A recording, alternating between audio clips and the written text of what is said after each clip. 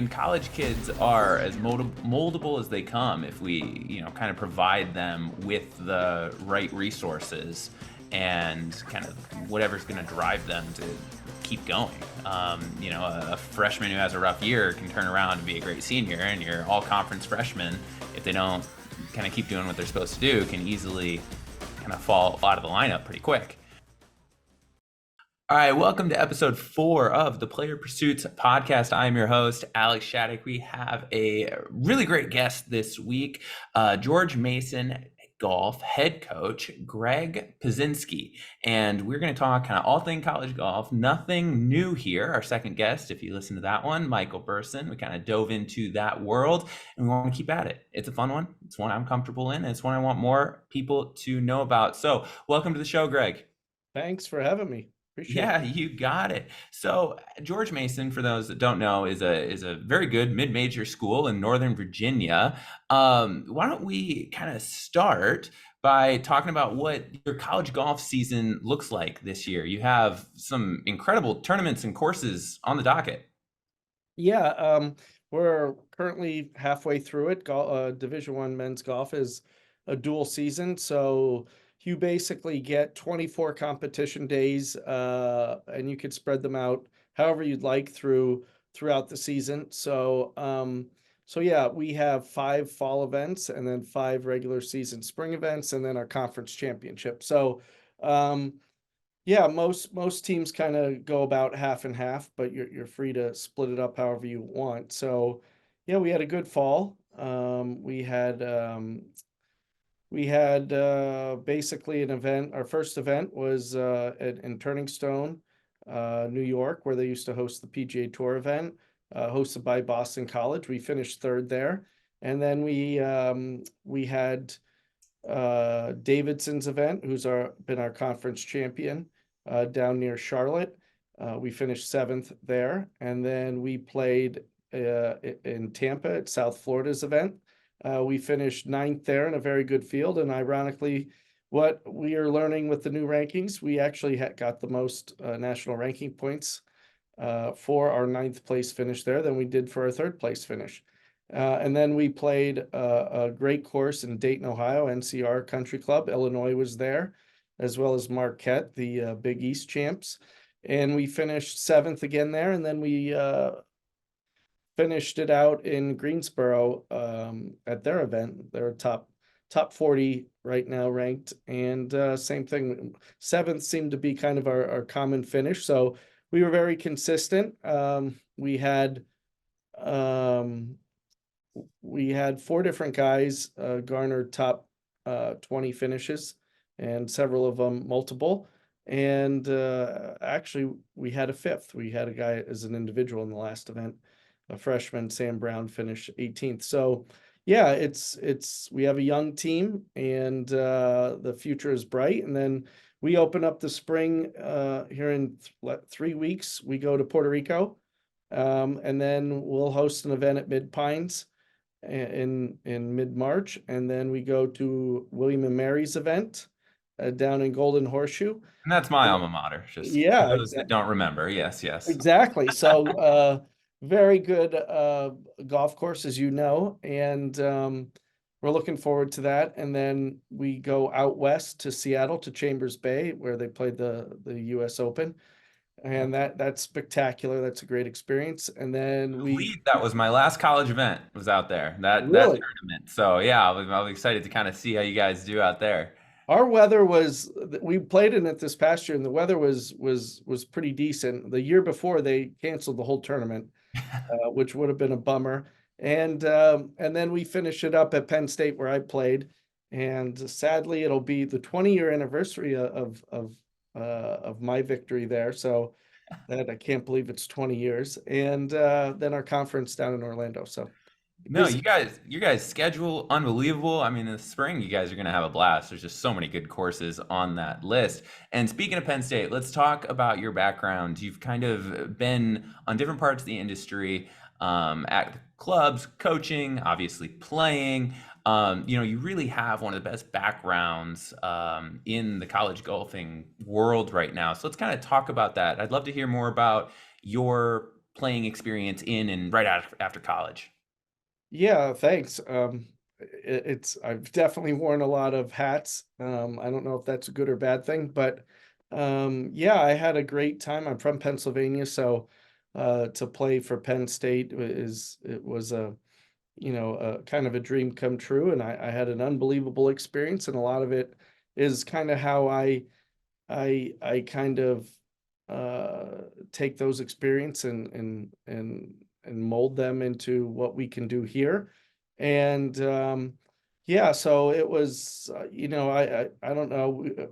I redshirted my first year, which was very common for players in our program. With our coach was old school in that sense, and that was a big challenge, right? You're all of a sudden practicing and playing and working out, and you have no chance to play in a tournament. So that took a lot, and then you're working on things, and that's a good and a bad thing when you have almost a year to work on things, because you can overdo things or you can whatever. So yeah, that was definitely left an impression on me. And so I don't, even though I had success after that, I don't forget about that. And I don't forget about, for those guys on our team going through transitions like that.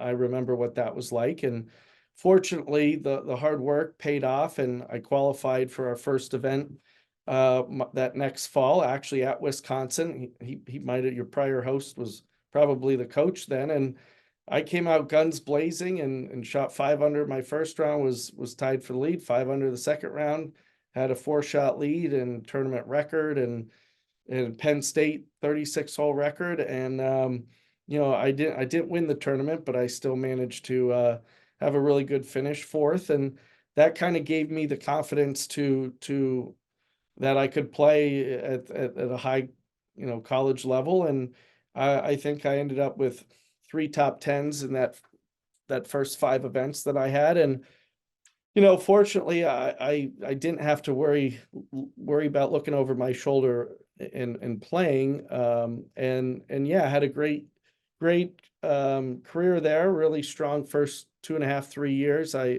finished fourth in the East Regional up at Yale. Back we played with Florida, who's the #1 team in the country, and North Carolina. And so yeah, so I didn't play as well. My fifth year, we lost a lot of the guys that I was friends with. So again, that was a big transition year.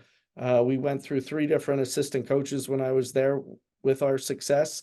And proudly, we that one year I did win the Penn State event, and we went on to finish second as a team in that regional at Yale.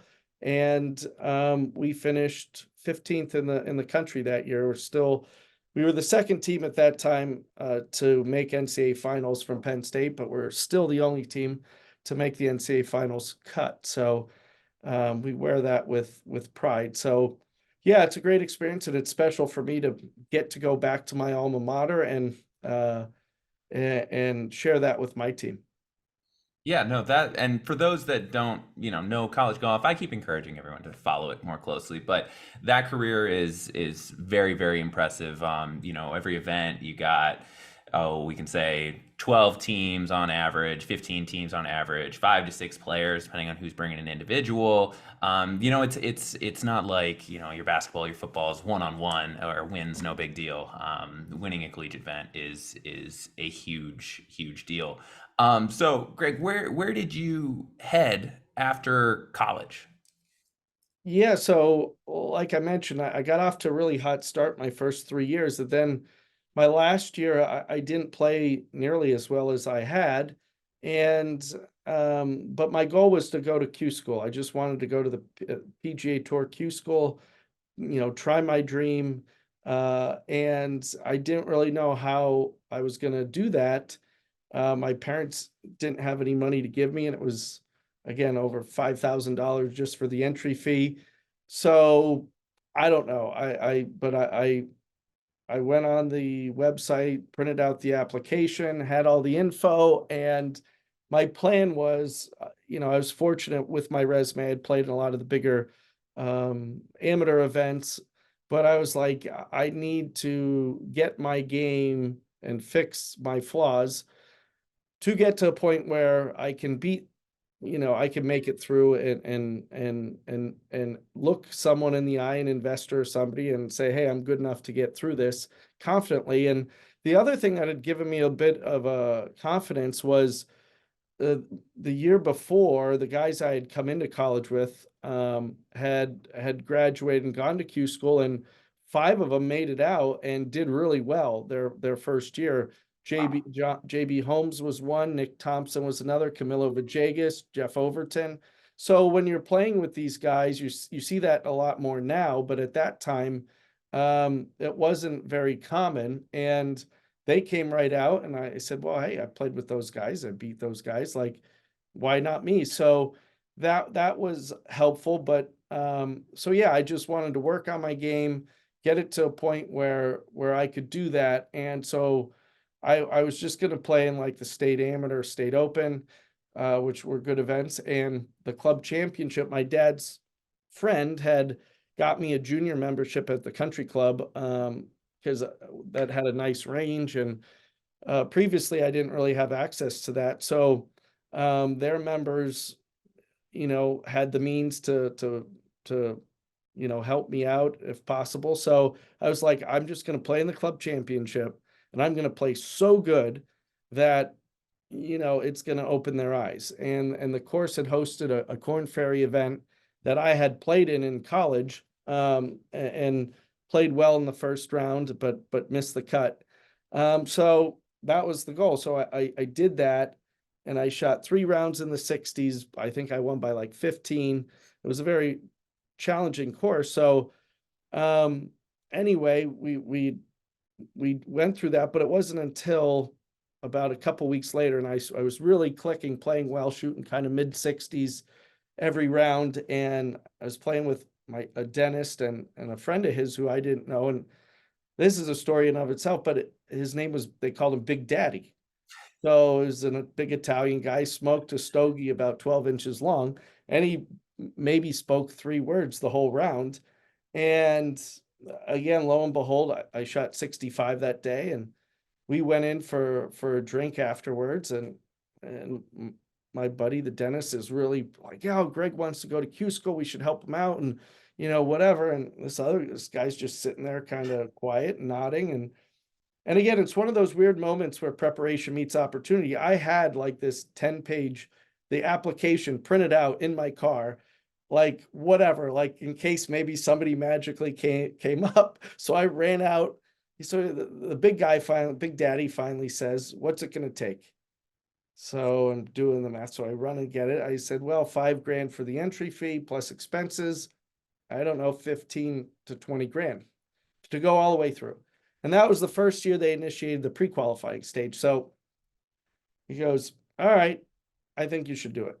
That's all he said. And I remember, for whatever reason, you had to pay with your own credit card. You couldn't use somebody else's. And my credit card only had a $4,500 limit on it. So I was like, well, that's good to know. And the deadline was like less than a week away. So I said, but I kind of need the money like now.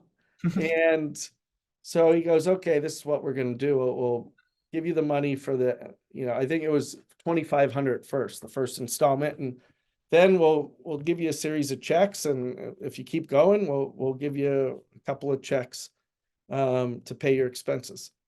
So that's what I did. I got Raleigh, North Carolina, made it through there. And then I went to, I went to Athens, Georgia first, got through there, then Raleigh, North Carolina, got through there. Then I got Houston, Texas. And this was the first one that was like, had tour players in it and guys that I played a practice round with Neil Lancaster, and he had won a couple times on tour, was in his mid 40s. And you needed it was caddy mandatory, because at this point, I think it's on TV. So I had carried my bag. So they were all making fun of me during the practice round, and all the caddies were in the parking lot trying to solicit bags. And the one guy had asked me, I said, oh, what's your rate? He goes, the normal rate for the week. I didn't know what that meant. So I asked Neil, and he goes, oh, that's about 1,000. holy crap, $1,000, I don't, all right. And the one thing Big Daddy had told me, he said, don't go cheap, make sure you're not sleeping in your car or doing, you know, Everyone needs a big daddy in their life. yeah, exactly. So I was like, all right. And so yeah, so I ended up talking, and so Neil said, I'll tell you what, bro, if I can get the guy down to 850, do you want it? Well, he went and got his caddy's brother. So, and I don't think he knew the golf course. And the course was Deerwood Country Club, which they filmed Tin Cup on. Mhm. So the fourth hole there is the famous 18th hole where he keeps hitting it in the water. And the driving range is where he's shanking it. And so, yeah, it was a unique experience. So I go out and I have like one of the last tee times. It's blowing 40 miles an hour. And I shoot, and I'm tied for the lead when I come in. So my phone's blown up. It wasn't as widely, I guess, promoted online and everything. I was like, all right, still 3 more rounds. I think I had to finish top 25. Mhm. And lo and behold, the last round, I'm like 30th or 28th going in the last round. And my goal was just to be 1 under going to the last like 3 or 4 holes because there were 2 par 5s in the last 4. And I'm 1 hole away, and there's a par 3, 185 with water all around. And I was between a 5 and 6 iron, and I hit the 5, flushed it, went over the green into the backwater. I made a triple, birdied 3 out of the next 4 to finish for even par and to just miss. So that was kind of my experience, but it was a great experience. And anyway, it propelled me anyway to have the confidence to keep going. And I had Big Daddy got and 3 others. I got 30 grand to kind of go on my way to start my professional career. And I played for about almost 5 years. And so yeah, so use that. And then one of the guys joined a new club in Jupiter that I went down, and I worked part-time there, and that turned into me working there for the winter and making money. And then I would use that money and the money I won to play in the summer. So that, yeah, that was kind of what I did for about 5 years. And then that got me into working at a golf course. And then in about 2014, I got a call from a club up in Boston that was hosting the Mass Open that I played in every year. And I actually finished second the 1 year in it. And they were like, oh, we'd love to hire you as an assistant pro. And I'm like, well, I've worked at golf courses, but mostly outside. I don't really know how to, do anything in a golf shop. They said, that's okay. So they flew me up and offered me the job. And I had heard all the stigma about, well, when you work at a course, you don't never get to play. And one of the guys that I knew well and trusted, his business partner lived in that town. And so I did it for 2 summers. It was a tough experience. And yeah, and then that led me to also, that's where I first got to coach a college team. A family friend of mine, their nephew got the job at Assumption College, and he needed help with, were starting a women's team. So he needed help with the men's team if they were going away at the same time. So that made a big impression on me. I took the team up to Vermont, and weren't going to let me go because my background check didn't clear. So there was a whole fiasco with that. That first led me to how universities work, and so I said, well, that's not right. So they told me, well, you could drive up on your own at your own accord. So they sent like a grad assistant on the basketball team who just slept in the van the whole time, and it snowed, so he had shorts on. So I went there, and I was helping one of the guys who was a senior in the bunker, and he said, Coach, I don't know how to get out of bunkers, which I thought was a pretty wild statement. And so after the practice round, I told the other guys to practice putting because their putting wasn't too good. And I went down to this bunker with this kid, and for the first hour, it was just blade, blade, blade, chunk, blade. And I was like, so we moved his ball, the same basic fundamentals, move the ball forward, open the stance and accelerate. And finally he starts getting it. So he hit some good shots. So I was like, all right, 90 minutes later, the guys were all starving, ready to go to dinner. And we go up there, and I'll never forget. He said, Coach, thanks so much for helping me in the bunker. He goes, in 8 years of organized golf between high school and college, no one's ever helped me like that. And that was the statement that was just like, wow, that's powerful. And the funny thing was that when the tournament started on about the third or fourth hole, I see the kid and he's waving me over frantically. And I go over to him and say, hey, what's up? And he goes, I'm in a bunker. I said, yeah. And he goes, well, I can't remember. What were the couple things that we talked about yesterday? And I mean, he has the most basic, like 15-yard greenside bunker shot, but there was a creek or a water hazard just on the other side. So if he bones it like he had been doing, he was going to hit it in the hazard. So I told him, Welcome to college golf, right yeah, there. That's exactly. So college golf in a nutshell. correct. So I said, hey, open the face, ball forward, accelerate. And then the most important thing, I said, don't think, just hit it. So he hit it, and he hit a good shot about 8 feet, missed the putt, but I said, hey, great shot. And he was so excited. His parents were there. And he said, Coach, to be honest, I didn't even see the ball. I think I closed my eyes. I was so nervous. But yeah, so I was like, all right, well, man, I would love to. I was in Boston. There's a lot of universities. And as you know, a lot of the model for Northeastern schools, the coaches are part-time. And, the Harvard coach was the teaching pro at the country club. So I was like, maybe this is a way, because I couldn't, unless you go to your alma mater. And my best friend and teammate was the assistant at Penn State at the time. He's now just got the head coach. So I was like, how do you get in? So that's kind of was my strategy in the back of my mind, and that led me through all these other careers. And yeah, and then I left there, and I was like, well, I really like teaching the game. That's fun. So maybe I could teach golf at a club or something.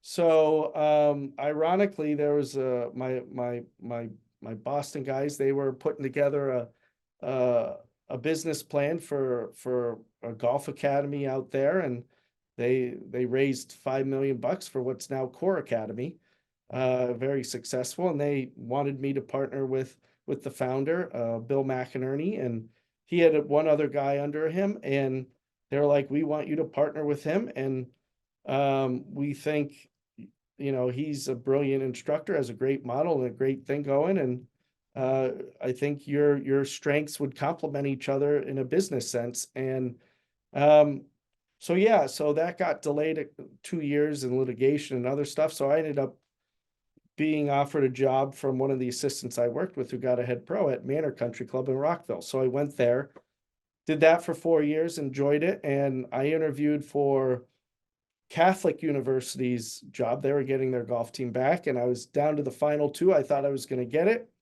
And then out of the blue, they were like, I didn't hear from them for a month. They said they were going to make the decision in the next week.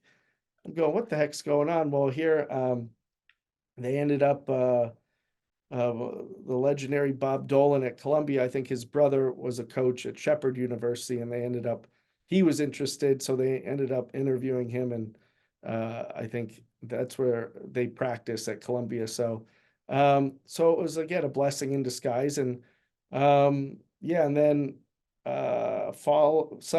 winter of 2019, I was in Florida, and one of the guys I had played professionally with had done a clinic for GW and said, well, I'm giving you my whole background, sorry, but yeah, about getting into college golf, and their assistant was leaving, and I was right there. And so I did that in the fall of 2019. And I remember thinking in Labor Day, we drove to somewhere in Gettysburg, a public course, to practice. And one kid had a peanut allergy, another kid had another problem. And I'm going, what am I doing here in the middle of nowhere on Labor Day weekend? And so yeah, so that was a great experience, and I was still teaching. And then I got a call from the Richmond coach, who was my old assistant, said, "Hey, George Mason job is open, and I think they'd hire you if you applied." So that's how I got here. Well, I think everything always kind of works out for a reason because I think you're in a great spot and you obviously offer a lot to the university. So when you get to Mason, I played in the region not that long ago. I'm sure it wasn't exactly, in a position that a competitive person wants to have the program. So what you come in and what are your first moves to kind of change the culture, change where the team's at? Yeah, so that's the understatement of the year. So the well, first, the timing of when I got hired in February 2020. So it was literally 3 weeks before their first spring event. So, working for a government and public institution, there's a million background checks and certifications you have to get. And so that was a whirlwind in and of itself, let alone, as opposed to getting hired in the summer and having that and then knowing the team. And so that was a weird circumstance right off the bat. And then literally a month later, COVID hit. So, so yeah, I remember, um, seeing the team was ranked like 232 or something out of 300 Division I teams. And um, trying to just get information because, how much scholarship money do you have? Like, where do we, where do they practice and play? Well, we don't have a facility. We usually go here a few days. And so it was definitely like, my analogy was it was like taking over a restaurant that had been poorly run and condemned uh and come in and like restaurant makeover. You had to redo the whole interior. We had to hire, like, you had, retrain your staff, had to improve the food because, as you could probably appreciate, um George Mason was not really well respected in the college golf community. And like, for instance, William and Mary, mid-major, but they they're an established program in a sense in terms of fundraising and, hosting a home event and, doing and having a good alumni relationships, which are pretty standard. And obviously, any school in the mid-major kind of level has their challenges, but, we really had no infrastructure. So that was kind of, there were so many things that needed to be tackled. So I just tried to, I guess, prioritize them. And in a sense, once COVID hit, so anyway, we went to, and just, it was, um, there was an interim, I guess, coach was the assistant who had just played like 2 years before that. And again, nobody had any records of anything. Like it was just bizarre. Like there was, as you could imagine, like most of the rest of the athletic departments, like golf is kind of its own thing, right? You don't unless you're like at Penn State or one of the few places that have their own golf course, you're playing somewhere else, you're practicing somewhere else, and it's not the traditional athletic experience. So You don't really run past the other team through the gym, and yeah, yeah. yeah, yeah. Other Golf's than got its own little weird little place in college athletics for sure. yeah, exactly. You might work out. That might be the one common or study hall, but other than that, like, yeah, it doesn't have that common feel. So well, first was just to find out as much as I could, and then I remember meeting and saying, "Hey, we're about to have our 50th anniversary of the university, and I don't know anything about the history of the program. I don't know who the prior coaches were or who our lettermen were. There's nothing on our website." Like, so first, we need to try and uh, find this stuff out so we even know who to reach out to. And, let alone, we don't have names, let alone emails or addresses or whatever. So, so yeah, so that was, and then the weird thing, we played one tournament in Florida. It was my first event, and then a couple weeks later, we were hosting over spring break back-to-back weekends up at Mission Inn outside Orlando, and that Thursday was we hosted the first event, and then the second event I had to cancel as the world basically was ending how we knew it when they were canceling the NCAA basketball games. Yeah. So then we literally everybody just left, and yeah, we practiced the next fall, but no competitions. But that was a way for me to kind of take care of or do some other stuff outside the program. And yeah, so that's, the first thing was, again, like recruiting. Okay, that we're in a great area for golf. Virginia has great players Absolutely. and great instructors and great junior golfers and great facilities. So we are a public institution. So we didn't, we have less than half of the athletic money available by the NCAA rules. So I was like, well, we have a great value if we target in-state guys. And not only that, I just wanted to change the perception of the program locally. And so, that's one thing I learned being from Pennsylvania and playing at Penn State was, hey, you always, even, the biggest of blue chip players and recruits, show them the attention and the respect, even if, there's really no realistic chance that they're going to come here. But it's just, hey, they're friends with everybody else, and their word matters. So if they have a good impression of us, and then that word will spread. So again, like a restaurant, word of mouth is the best marketing you can have for anything. So that was really the grassroots kind of thing. And me having connections with a lot of the other instructors, that's kind of was the starting point. The game of golf. It's both challenging and rewarding, requiring focus, concentration, and the ability to tune out outside distractions.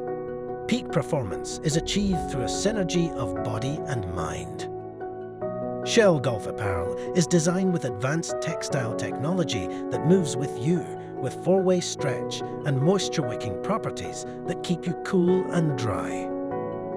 Visit shell.shop today and get 40% off the entire golf collection using promo code PlayerPursuits. Now, back to the podcast with your host, Alex Shattuck. Yeah, you have a great opportunity in a great region that has a lot of resources that were underutilized to get in contact with the types of kids that you want. And yeah, you can't change an entire program overnight, but you can easily start making incremental strides there. So you got there in 2020. It's now been 4 years, which is kind of the time where now your first recruits are starting to be kind of the elder statesmen on the team. Now is probably when you get to see a lot of the fruits of that labor. Yeah. So what ended up happening with COVID, we ended up only having 6 guys come back, and I think from all that fallout, a couple people, stayed at home or stayed wherever they were. And the hard part was the NCAA put in a recruiting ban during that time, so we couldn't go watch kids play, and they couldn't come visit here. So I didn't want to commit to somebody without vetting them properly. And, because again, a scholarship's only a 1-year contract or commitment. It's not 4 years. But that was always how I viewed it. And it was a 4-year commitment. So I didn't want to commit to someone for 4 years and be stuck with somebody that maybe wasn't a great teammate or wasn't a good fit. So I was a little more conservative and targeted in that approach. So we ended up having 5 guys, and then I needed another guy. So I was taking walk-on tryouts, and I had 3 kids that were interested, and one of the kids was from Leesburg, and his brother was coming from Nova, a community college, and um, his brother was going to be going to UVA, and so he ended up playing 8 rounds between like the Virginia State Amateur and the Eastern Amateur, and he played well. I think he made the cut, and he had 8 rounds, no rounds over 74, I don't think. So I said, hey, that was your qualifier, you're in. We had the other 2 guys, and I remember I told him, okay, 3 rounds, and you have to, I think shoot under whatever it was, basically 3 over per round. And if you don't break 80 in the first round, you don't move on. That's the cut. And these 2 guys, the one guy was so nervous, his hand was shaking. I remember trying to tee the ball up. So, again, I didn't want to try and, it was hard enough for them. I wanted to create a welcoming thing and give them a chance. And, neither one of them played well. One kid was smoking a Juul when I was going over the rules on the first tee. And yeah, and they both shot in the mid 80s, but they wrote me a really nice, thanks so much. I appreciate the opportunity and whatever. So yeah, so we went with 6 guys, and we got so we went ahead, and one of the good stories with that is that first spring, we had a kid that was my first full year. But the previous spring we had a kid who was a senior, had never played, and we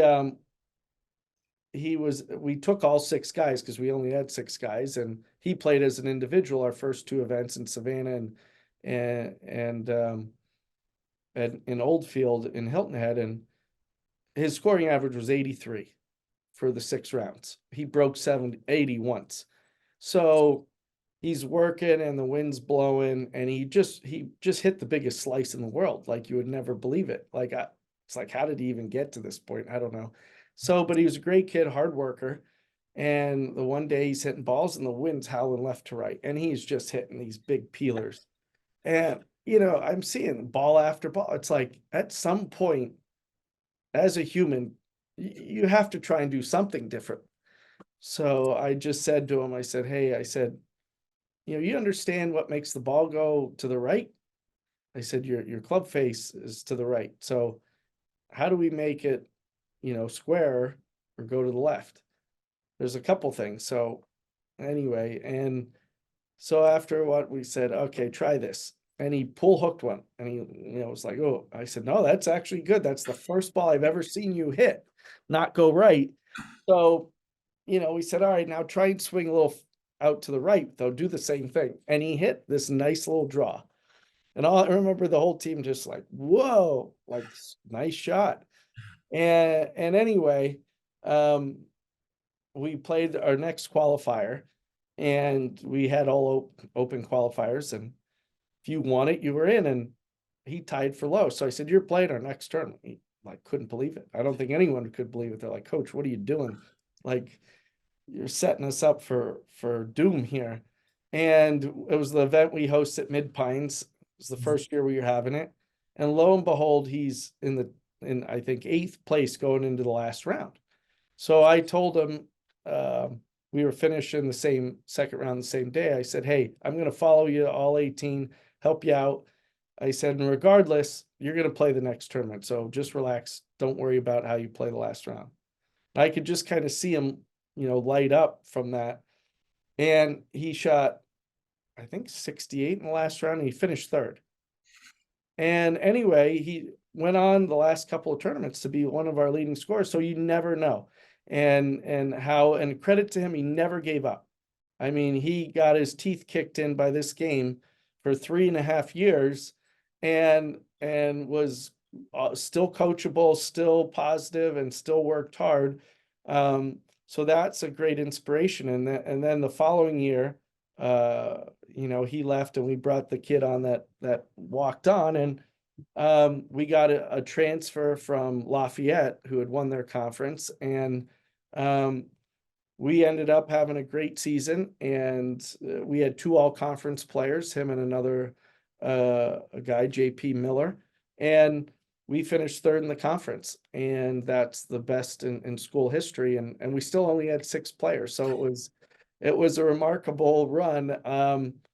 Yeah, so and that kind of, I think, validated a lot of kind of what we were saying and how to do it and how it works. And so, yeah, that built a lot of belief. And I think that enabled us to recruit a little bit better. And now, to your point, we've got a good young squad this year. And we're expanding our roster a little bit. We have 9 guys now. And yeah, so we're seeing that, like you said, the guys that are seniors were signed right when I got hired. And then so yeah, so we're excited to see the next 2 years as we keep adding to that.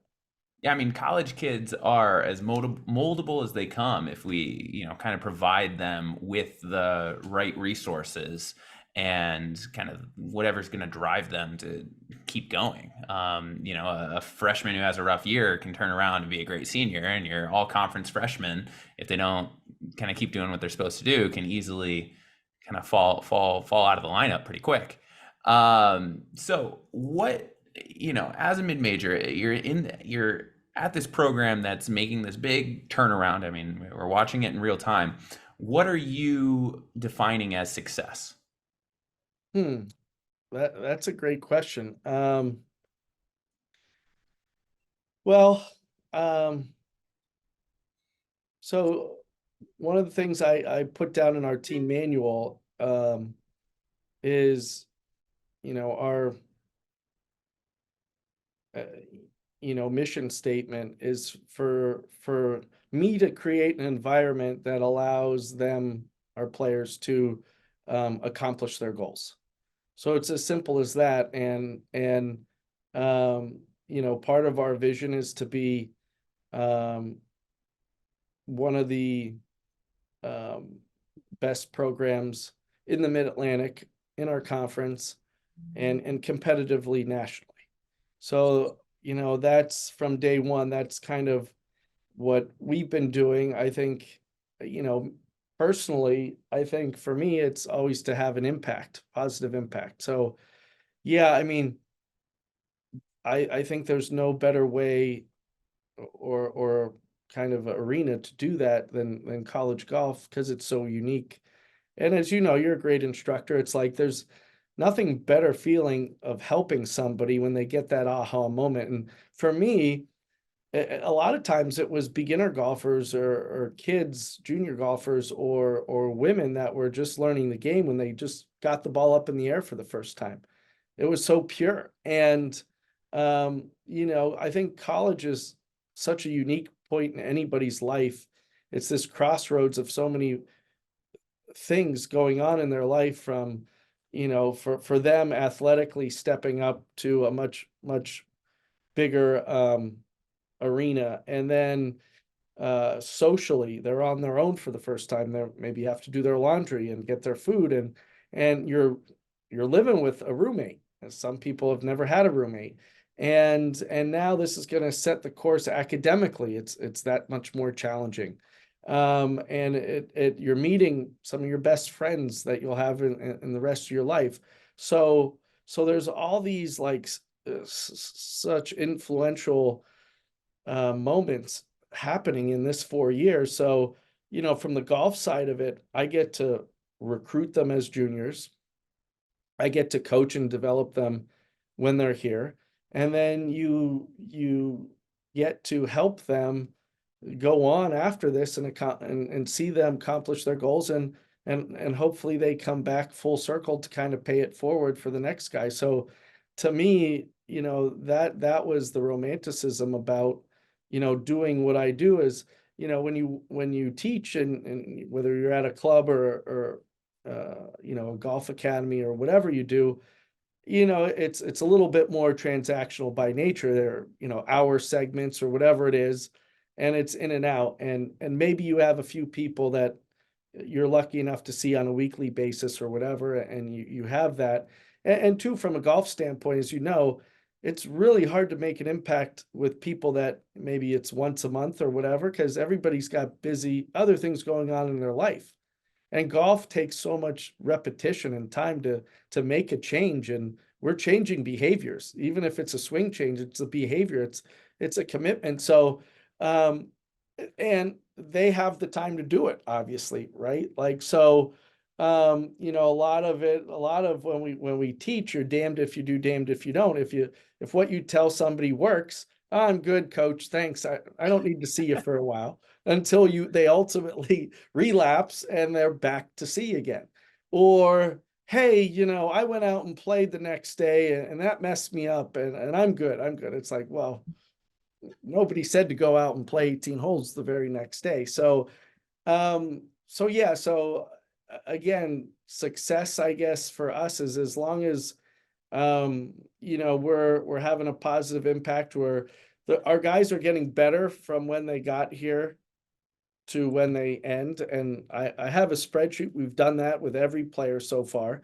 And um, you know, lastly, that again, we produce guys that can accomplish their goals and have a positive impact on society. And, you know, that's the one thing I could say, regardless of our national ranking, you know, the guys that I've been involved with here are just the best representatives of our school and their families, and of me that you could ever ask for. So that to me is so far what I'm most proud of, and what our legacy is. And like I said, hopefully the whole goal is that they have such a good experience here that when they become successful in whatever they do, that they want to come back and help somebody else realize that dream too.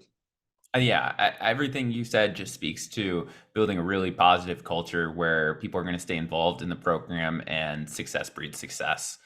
So if there's a kid out there wanting to play college golf, what is any advice to them, or what are you looking for as maybe they contact you or you're looking for recruits and contact them? Yeah, the recruiting process can be confusing, and it's ever changing. Even since COVID, things changed a lot with timelines and how the biggest teams operate, and then everybody else kind of follows suit. So um, one, I mean, you have to kind of promote yourself in a sense. You know what people, I mean, communication has got way better with the internet and, you know, databases and junior tours. We have access to a lot more information now than when you and I played. You know, it was hard to I mean, almost, I sent out the big manila envelopes to like yeah, 30 schools. That was the first big thing. exactly. So, or unless you happen to get lucky and they were there watching somebody else and you see them, and that still does happen where you see a lot of good players that, ooh, who's this kid? You know, and then he looks good. But yeah, I would say just even as simply as put your name on your bag.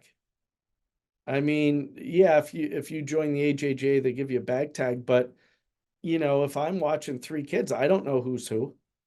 So if you have that name on it, maybe it sticks, anything. Again, be proactive, tell coaches your story, write emails, and don't get discouraged if you don't hear back from them, or, you know, you get a response where they might be looking in a different direction. But, yeah, so I would say, you know, that's one thing. And then from a golf standpoint, I think you have to, if you're lucky enough, fortunate enough to have a relationship with a coach, that's huge. So, and to buy into what they're saying and to listen and to commit to that, to get better and think of everything long term.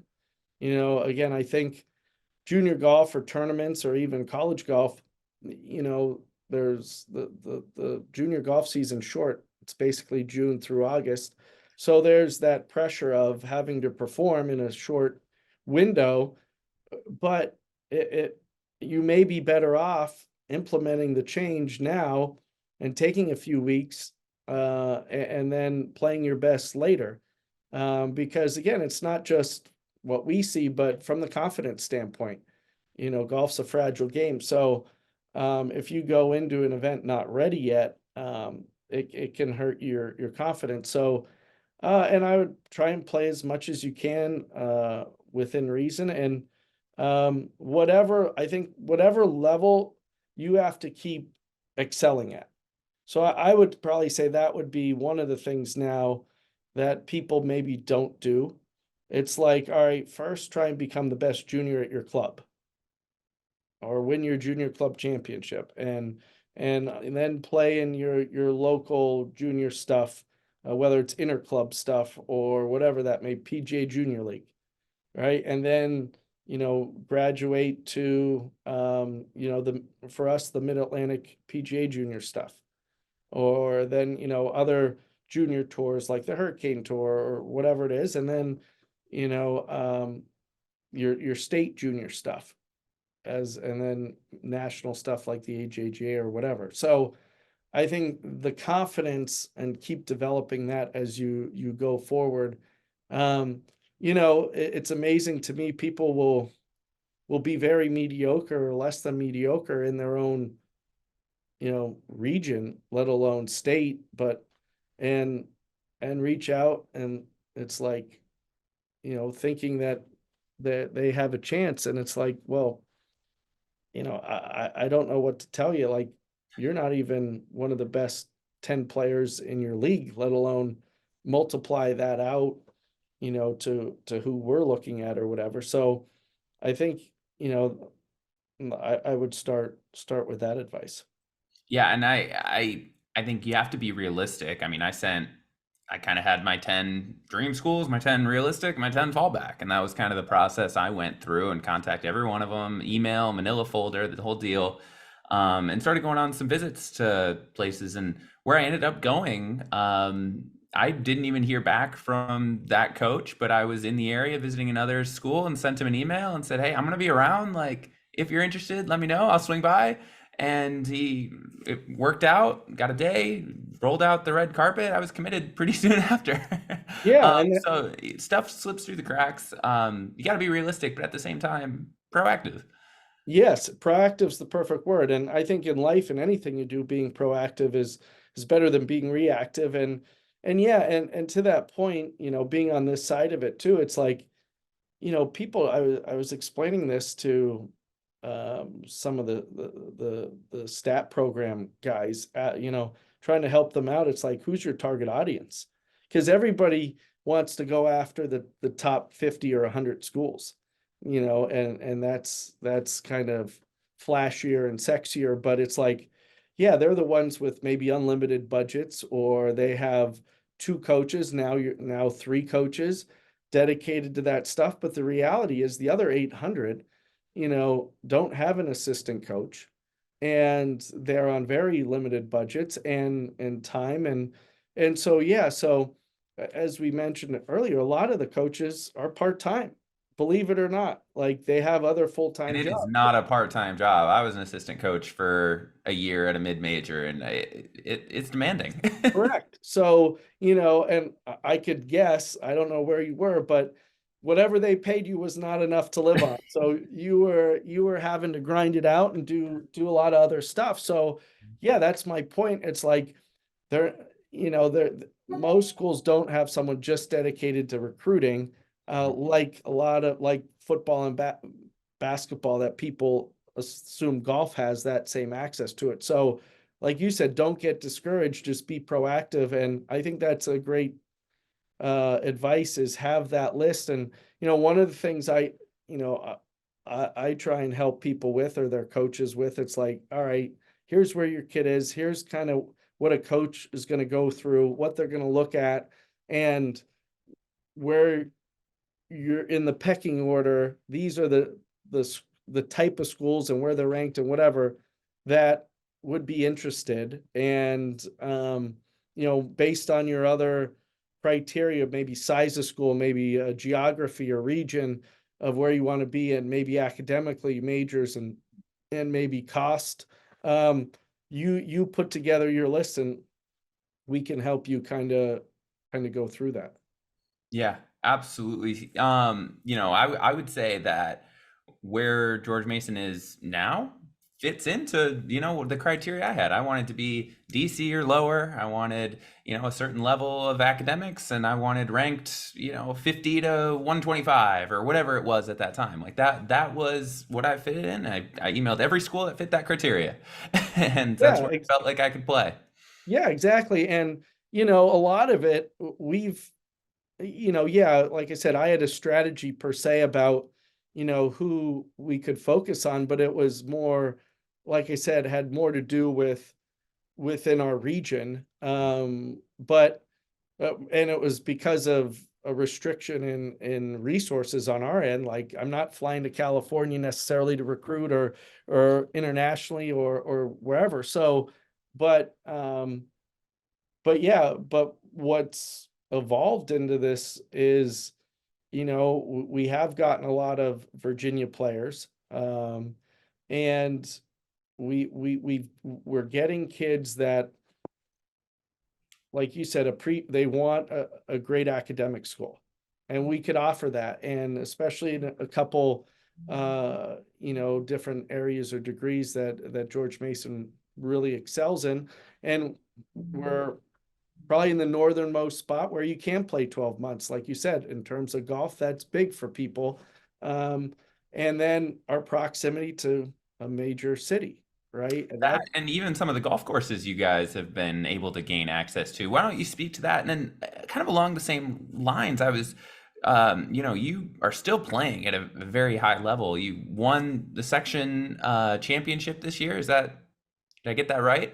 yeah, thank you. So, yeah, as far as the first part with the area we're in, we're lucky, we're unique. So we're in the suburbs. Mhm. So the other DC area schools, they're in the city. And whether you're Georgetown or George Washington, or a lot of these schools, there's five DC schools within the city proper. They have challenges that we don't have, in terms of, you can't have a car if you're a student. Obviously, it's a completely different university experience, being in a city as opposed to, our campus is much more traditional in that sense. It's got a lot of trees and water, and it's more that iconic campus kind of look to it. But yet we've got access, if you want to drive into the city and go to a Caps game, or a Nats game, or go to all the restaurants or the monuments or whatever else. So for us, we're very fortunate. We're very close to Dulles and Reagan airports. So yeah, so the school has a lot to offer, and I think that's why this whole area in general, the growth of the area is helping the growth of our school. We're the largest school in Virginia already, so people don't realize that, but yeah, and because of that, we're in the area with most of the country clubs. Yeah. So accidentally, again, that's one of our advantages, and we play to that. And one of the models, again, whether it's like Northwestern or somebody like that, where, yeah, we don't have our own university course, but we have the next closest thing. I mean, Country Club of Fairfax has been such a great partner to us for a long time. They're literally across the street from the school. And during the week, they give us great access. And as you know, most country clubs aren't busy during the week, so our guys can play and play, quickly. It's not a 5-hour round at all. And so they embrace, and the synergies with the university have always been good. And then, we supplement that with getting access. I think last year we played 9 different courses. The courses we've played, and many of them will play multiple times, but it's been Bellhaven Country Club. We played Westwood, Chantilly National. We played Creighton Farms, the Nicholas Signature course. We played both Trump courses. Um, so we even played Robert Trent Jones Golf Club, that's hosting the Solheim Cup in the fall. So and there's International Country Club here in Fairfax. So yeah, we're so fortunate. There must be 20 country clubs within 30 minutes that we can get to during the week. And, a lot of the clubs, understandably, they're busy enough with their members.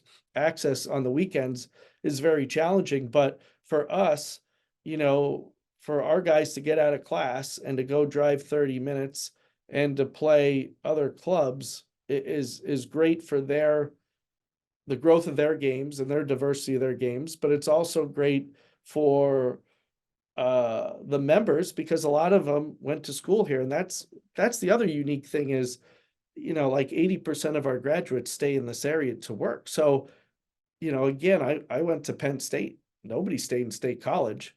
So people, right here are very loyal and have gone to school, and they're looking to support our guys and us, and we appreciate that.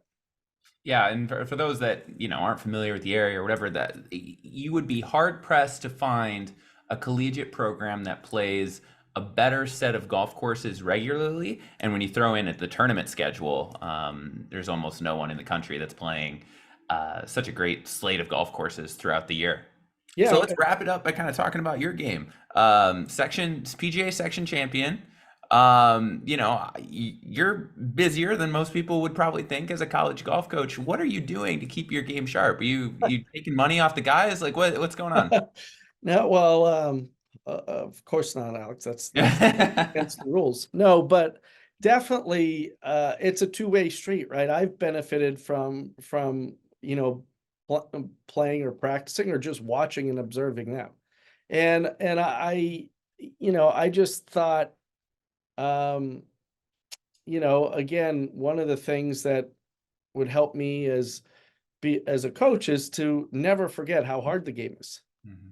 And because it's a maddening game. It's a really hard game. And, nobody tries to miss a 3-foot putt or hit a ball out of bounds, but it does happen. And so, yeah, one of the things I often tell our guys is I'm not going to ask them to do something I haven't already done or I'm not willing to do right now. So I think with that in mind, they know, like, oh, well, it's not just old man, at the cloud. So yeah, I think that's important to keep challenging myself, and just to become a better coach and learning new ways. And like I said, whether it's data and analytics or, swing methods or, using, swing catalysts or force plates or whatever it is, that's helped my game and myself as a coach. And like I said, I have an extra special pride of representing them when I go play. And that's really, helped our team with those relationships with so many of the other great instructors in the area and pros and facilities. And so, yeah, so I'm not gonna lie, I had been playing better this summer. But it was still a surprise. Yeah, the Mid-Atlantic PGA, the section championship at Baltimore Country Club in September, which was just as our season was starting. The only thing was, I love that course. It reminds me of the classic courses in Pennsylvania where I grew up. And the last time I qualified for the national PGA was there as well. So I had good vibes there. And yeah, I'm not gonna lie though, it's been a long time. It was a 3-day event, and having the lead or part of the lead every day, I was nervous and again, I was trying to close the deal for our guys and practice what I preach. Yeah, I'll never forget. I coached at South Dakota State for a year, and our director of golf had just come from Tennessee, where they were ranked #1 as their player development guy. And it's a second day of practice, we just started qualifying, and we're watching, and he goes, "You're going to get so much better just watching these guys because they're raw, and you're going to notice every mistake. And we're going to try to patch them up the best we can, but at least you're going to learn and be a better player." I thought I still might play later again, but it's a fun way to make a living. That's for sure. It is. It is. I'm lucky, and hopefully, I know you're following your passions, and you've been very good your different things that you've gotten into from coaching and doing this. But yeah, I have busy and hard days, but I haven't had a bad day. So you know, and that's, like I said, I am lucky to do what I enjoy. Awesome. Well, thank you so much, Greg. That was a quick, hour and a half, but we're gonna let you go. I'm sure you got work to do. It was great having you on. And yeah, if anyone has any questions about anything we talked about, I'm sure we can both contact either one of us, social media. I'm sure we're happy to get back to you. Thank you, and see you guys later. See you. Thanks.